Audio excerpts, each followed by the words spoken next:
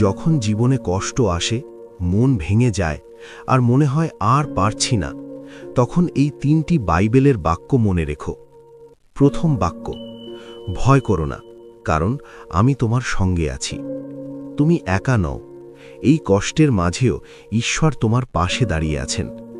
দ্বিতীয় বাক্য, প্রভু ভগ্ন হৃদয়ের নিকটে থাকেন।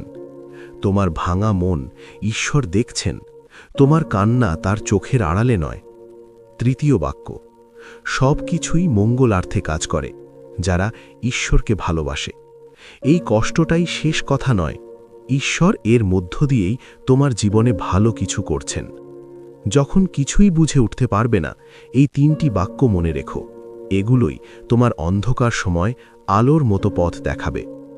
যীশু খ্রিস্টের নামে বলছি, এই কষ্ট অস্থায়ী, কিন্তু ঈশ্বরের প্রতিশ্রুতি চিরস্থায়ী।